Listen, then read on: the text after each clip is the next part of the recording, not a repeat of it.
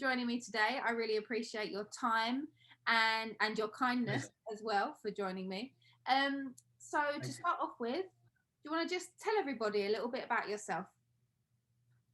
Sure. I'm a new author, if you like. So I'm an author of a book, Financial Freedom for Immigrants. Let me take this opportunity just to show you the cover of my book. There it is. Um, so yeah, that's been a recent project that I just completed late last year. And the book is all about helping new investors get onto the property ladder and how to build wealth and passive income through investing in property. So that's what the book is about. And last year and this year, my focus is mainly going to be on the book and how I can help, through my knowledge and experience, other new investors climb the property ladder. Excellent. And so did you have experience of property investment, I'm guessing, before you wrote the book, right? I did, yes. I started my property journey in 2009. So that was when I got my first residential property. So it's more than a decade now. But in terms of investment, I started about 6 years ago. Cool.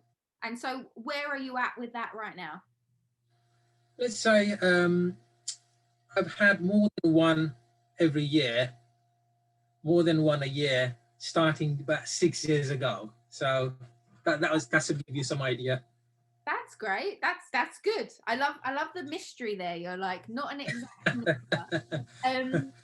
It's a little more than one a year. Okay, cool. And Right? And in terms of strategy, uh, are they all buy and hold, or are some of them flips? no, I haven't done any flips. I have done buy and hold, mainly buy and hold, but also BRR. I'm sure you're familiar with the BRR, so I've done that as well. So yeah, mainly these two. It's residential single lets mainly, and I'm just exploring towards HMO as well at the moment. But yeah, so single lets, because I'm fairly new, if you like, but I've had a few experience buy and sell both of them, and that's where the book comes in. Excellent. And you said that now you're looking into HMOs. So why moving from buy to let to HMO? I think HMO has got more potential for higher cash flow. So single lets are pretty stable, a good steady income, but then HMO gives you more cash flow. So, I'm trying to increase the cash flow at the same time, get more experience on a different side of investment, not just one, as you grow, I'm sure, at one point, probably, hopefully I want to be a developer, so you slowly climb the ladder of the property investment. Exactly. And I think you're very wise to do the same thing for a while before you change to something else. I think something that happens to a lot of property newbies is that there are so many different things you could do that it's hard to pick one. But I'm a true believer that if you do something a lot, then you'll become really, really good at that thing rather than being okay at lots of things. Yeah, no, I agree. And so what inspired you really to write your book then? Sure. Now, firstly, I take you back to when I was about 10 to 12 years old. I think that's when I got the first exposure towards book. That was through my dad.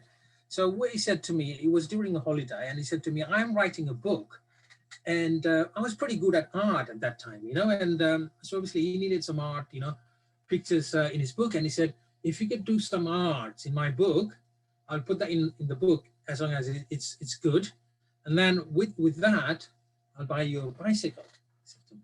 Nice. So that's how I got my first bike, and that's been sort of an inspiration, within me. How what you do, then you will get the fruit of what you do. So that was my first sort of a deeper sort of a connection with the book. But of course, as you grow up, other things comes up, and you forget about that. And at some point, again, you go back to childhood, and then you start thinking and linking all those things, And I think so. I would like to give my credit to my dad for that first exposure, and and I'm always sort of trying to learn new things, and whenever I have some time, I look for seminars, workshops and stuff like that. So I went to a workshop. I don't want to mention the name of the company now, but went to the workshop and I was really, really impressed, really impressed on why you should write a book, because, this is one way how you can convey your message, how you can help other people, and the book's going to stay in this world even when you leave the world. Yeah, I that's mean, cool. Yeah. so that's going to stay with my family, with my kids, and I think it's a matter of pride and what you can share with the rest of the world. So that was quite a valuable message for me. And I thought, I'm not an expert on anything, but then whatever I've learned, those people who've written a book, they are not expert either, but they share what they've learned so far. So in my book, you're not going to get everything, but you will get what I've learned, so far. Yeah, I get that.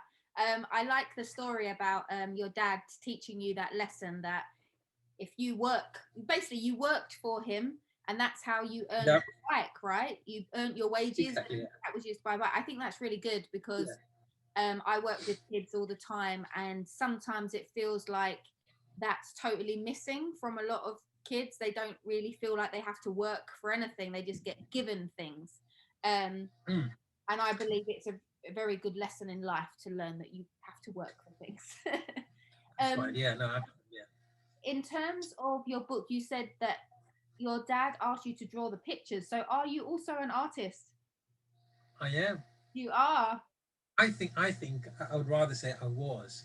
I Okay. did painting. I do have some paintings actually. I haven't got right here, but I think some of them are in the computer and stuff like that. But yes, there are some really good paintings. When I look at them now, I'm quite impressed that, oh wow, if I had continued that, maybe I would have been a professional artist. But obviously, life is unpredictable. So there you are.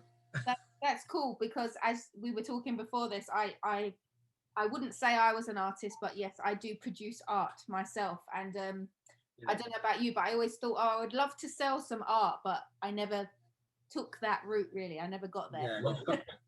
No, I did sell mine though. I did sell mine. That's good. Go on, tell us about that. Tell us. Yeah, no, it wasn't an intentional, sale. It was something one of my boss when I was about 20 years ago. So he really liked the picture, and he said, "If I'll have it, and I'll give you the money."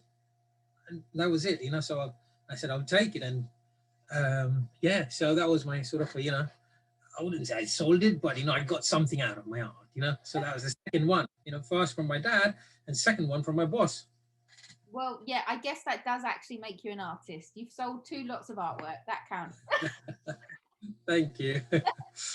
In terms of writing a book, so people that watch this, they might be interested in property, but they may also have been just interested in making money from other revenues, which Mhm. obviously writing a book is one of those options. What what's that kind of like writing a book? Is it a lot of sitting by yourself at the computer and just writing, or is there a lot of collaboration with other people? How does it go? Yeah, no, absolutely. That's a great question there, actually. I was going to talk about it even if you didn't ask me. Uh, um, biggest, the biggest challenge I thought, when writing this book is knowing when to stop. That is the biggest challenge for me. And I think it's the same with a lot of other writers as well, because there's so many things, like what I put in the book here is not even 5% of what I could write here. Mm. But then you can't just keep on writing and writing. It's going to become 1,000-page book, which is going to be no use. So when thinking about the book, you want to be thinking about who's going to read it, and you want a book that people can read at least within a week. Otherwise, it just people will leave it. There are lots of books I've got down here which I haven't actually finished reading. I've got plenty of books like that. Yeah. There you go. So I didn't want it, to become like that. So I'd rather have many books of small sizes where you cover a particular topic rather than one book of big size. So that was the biggest challenge. And it's not always sitting in the computer and just doing your research and typing. There's lots of, sometimes when you're talking to a friend, I might have just spoken to you after finishing this interview. I might just contemplate about things that we talked about, and oh, that was a good point that we talked about, and then I'll make a little note about that. And then I would then also put like in which topic or subheadings will I put about that thing. So, and then you make a little notes and connections and things like that. And if you're not sure, 100% sure about exactly how to put that, and you do a bit more research, and so that's how you come up with contents. So these are your raw materials. And then finally, when you think you've done, and then it goes to editing and formatting, and all of that. It's quite a lengthy process though. It took me almost a year, a little less than a year, but yeah, it's a lengthy process, depending on how much you want to cover. And I don't know if you mind talking about the money aspect of writing a book. If you don't want to talk about it, you don't have to. But does it cost a lot of money to produce a book in order to sell it, or are there ways that is it like a print on demand service? I don't know how it works. That's why I'm asking. Yeah, a lot of people actually they do the Amazon self-publishing. Um, there isn't too much. It's not too expensive, and like you said, it is print on demand. So Amazon's got that service, so it makes it lot very much easier. But then before you can do that, you do have to do a lot of homework. All the book covers, book counting and all that. So that's done by the professionals. Unless you know everything. So I used someone else to help me with that. So it was a bit easier. But yeah, so that's how it is. Not too costly. I guess how expensive depends on your lifestyle and your earnings. Like if for someone who's earning, whose annual salary is 200K, £2,000 might be nothing. But then for someone who's earning an average money, £2,000 is a lot of money. You know what I mean? So yeah, I haven't got the right answer on that one, No, right? that's fine. Is £2,000 the realistic number, or was that a made up number? That's a made up number. Oh, okay, cool. All right. Made up number, but yeah, I mean, it could range anywhere between 1,000 to 2,000. Okay, that's good to know. Thank you. Yeah, Um, yeah. because myself, I'm dyslexic, so writing is not my forte. However, Mm, I do have a lot that I want to tell people, so I would consider writing a book. It mm, might have more yeah, yeah, pictures than text. I'm not sure. yeah. No, I think it is really good. Writing a book, gives you, it's a self-satisfaction, and also it exposes your potential to other clients. Somebody might have seen you, Facebook long time ago, but then now because you've got the book, this person probably is more likely to contact you and ask about your services than way before when he had just seen you as a person. But now you are an author, you got a book, you got a product, and you suddenly become more attractive. You start attracting clients and people around you. So that's what I've actually noticed since I published my book. Excellent. That's good to know as well. And so your book is to help immigrants invest in Hmm. property. So Yeah. why did you choose to go down that route to write your book about? You know what? That question, pretty much everybody's asking me that question. That's like I did. favorite question. Oh, so that's another question. Yeah. No. So basically, like I had to choose a topic that I have the experience on, that I have the knowledge on. So I'm a fairly new immigrant, so I haven't been here for too long. I'm a British citizen, but I've got that experience of becoming an immigrant, coming into the country as an immigrant, and building that, having your first property, and building your portfolio, writing the book, So I just felt like I have a little bit of a journey there, which I could actually share it with other new immigrants, those who want to become more successful in life, because sometimes when you come to a new place, new country, it takes a little while to understand the whole system, how things are happening until, you know, I spent probably about 3 to 5 years trying to figure out how everything works around me.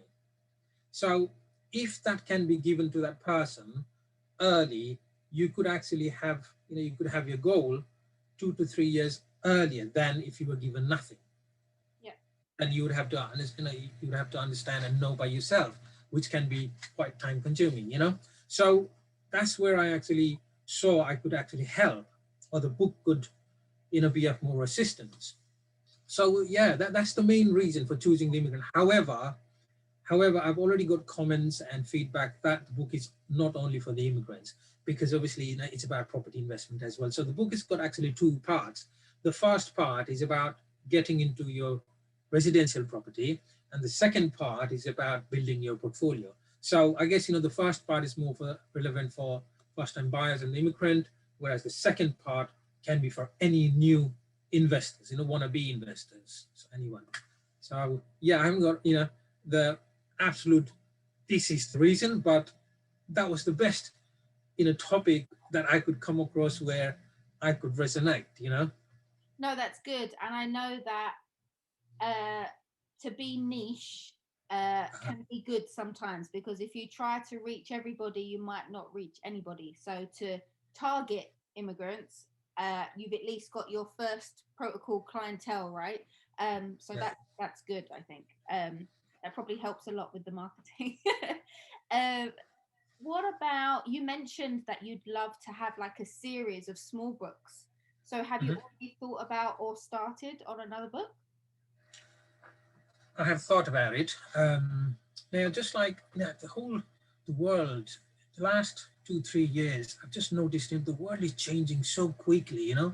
Whereas before, oh, 5 years ago this happened, but now it's like last year this happened. Next year, completely opposite's going to happen. Like things are changing around us so rapidly, and I feel like property will also change with that. How we deal with properties, what kind of properties people will be looking for, and things like that. So my next target is property investment for the future generation, just like this one is for the immigrants. So I'm aiming for property investment for the future generation, how things going to change in the sector of property, what kind of property people will be building, what kind of property my grandchildren's will be preferring, that sort of thing. And so that sort of futuristic approach to property, that's what I'm looking at. That's really good. And so I don't know how much you know, but I work with kids, and Mm. my goal is to build a property school for kids. And part of that is about educating them on how to acquire their first property to live in, but also to invest in property, because I think it's something at school that they don't really teach you, and that's something that I want them to know about. Mm. Because obviously it can be quite lucrative. It can be your whole career. Um, and yeah, there are so many young people that have no idea what a mortgage is at all. Mm. Um, Yeah. so yeah, maybe we could talk about that at a later date on how we could educate young people on how they Yeah, can no, do that. That would be good. I'll be more than happy to come and share with your students, what I know. No problem at all. Fantastic. So You mentioned, sorry to cut you there, but you mentioned that a lot of young people, they don't know what is mortgage is. But I've spoken to a lot of colleagues, and friends, and these are adults. Even adults, they don't know what mortgage is. yeah, that's true. Heard about the mortgage, they've heard about what, the term word mortgage, but sometimes you think like this person should know more, Mm.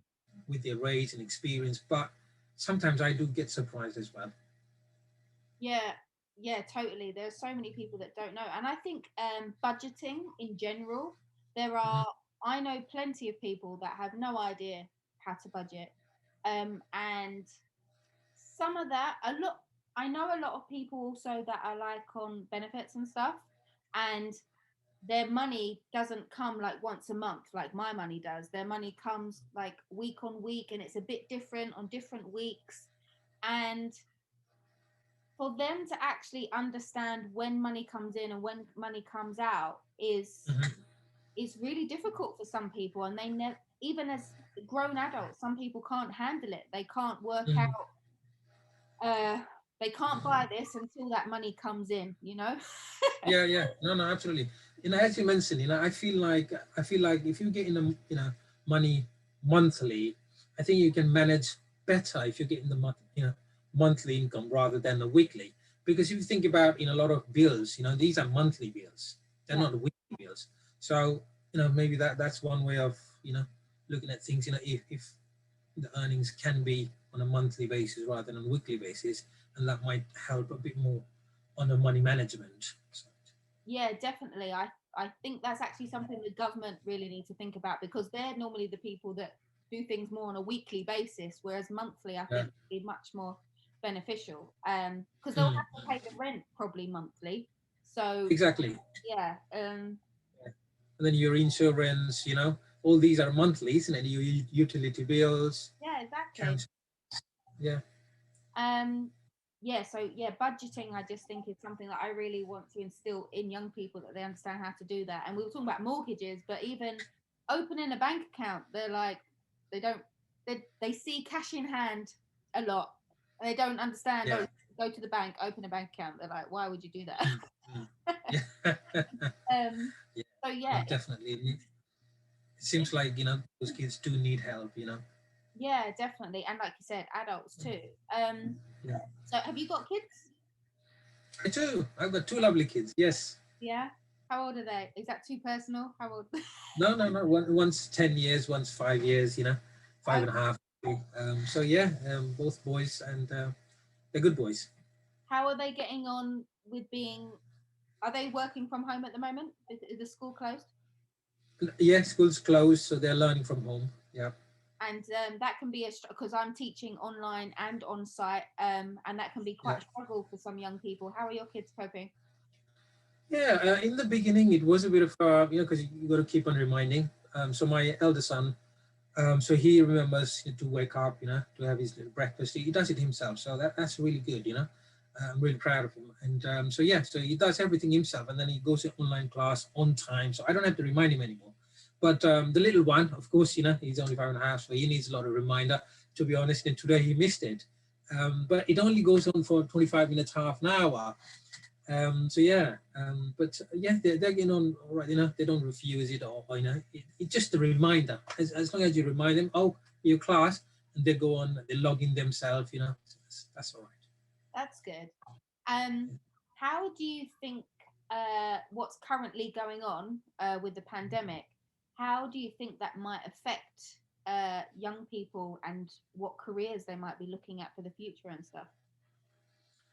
Amazing question. That's a really good question, actually. And I think this is where I was talking about earlier, how the world and things around us are changing so rapidly. So I think like the experience the young people have had, or they're experiencing right now, that the things that you experience when you're young actually stays with you, and that means a lot for that person when they grow up, because that's what they've experienced as a childhood. And I feel like a lot of people is going to go towards IT related, like working from home. Like my boy, he's into gaming, and he's already starting making little games in the computer, you see, because for this you don't have to go to on site to work, and he's getting into it, he's enjoying that. And gaming's got a big future. A lot of people, um gaming, even adults, they're into gamings and stuff like that. So I think people are, these young people, they would more go into this programming and gaming, that sort of virtual reality. That's what I think, really. Yeah, I think we were heading that way anyway, but then Yeah, COVID put a bit of a speed more up pressure. because everyone's at home now. Yeah. A lot of kids or even adults, they go on YouTube and they learn new things that they never would have had the time or thought of doing before. But now people are Yeah. learning for themselves, so I think that's brilliant. Even meetings like this, like where we do, Zoom meetings, whereas before we would rather, trying to meet up in Mm. person. And I've had so many Zoom meetings, and there was one course I was just trying to take. It was about public speaking and all that. And the whole course is actually on a Zoom, because you can't go on site on a theater or a stage to do this, the public speaking and all that bits, the whole training. So even that is happening online. I don't know how it's happening, but I think people talking on a screen like this I feel like it's quite different from talking to hundreds of people in front of you, although there might be 100 people watching on screen, and when you're physically there, I think it makes a big difference. But I guess that's where the world is moving. Mm. Is public speaking something that you have done before or you would like to do?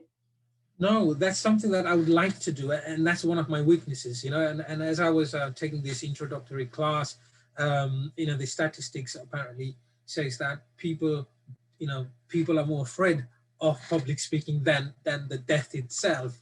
Um, That's funny. I know a bit of exaggeration there, but yeah. So so public speaking, I feel like I've got my book and I've got a message to convey, and I want people to get the message from my book. And at some point, if not now, when the world opens up, I will have to use that opportunity to present it to more larger audience. And for that, I don't want to be like a cartoon, so I need a bit of refining. So this is where I was just looking at, to be able to present my ideas and what I've got to a larger audience. Cool. Excellent. So if you had to give one, you said about the message of your book. So if you had to give our audience that one big message from your book, without giving it all away, obviously, because you want people Yeah, to book, what is that message that you'd like to give out to people? good question there.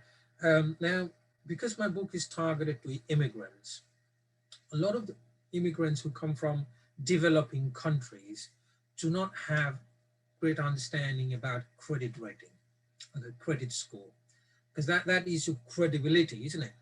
A lot of things, that all your mortgages, all your loans, lots of things happens on credit. And and what the lenders will look at is your score, credit score.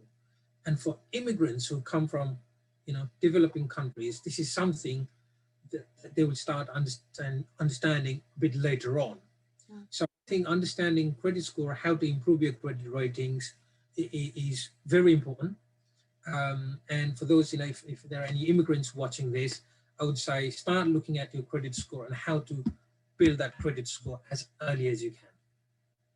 I think that's a brilliant message, and not only to immigrants, but there are a lot of people in general that just don't understand about credit score and how to improve your credit score. So I think that was a brilliant last message. Thank you very much. Thank you, Shona. Thank you. Excellent.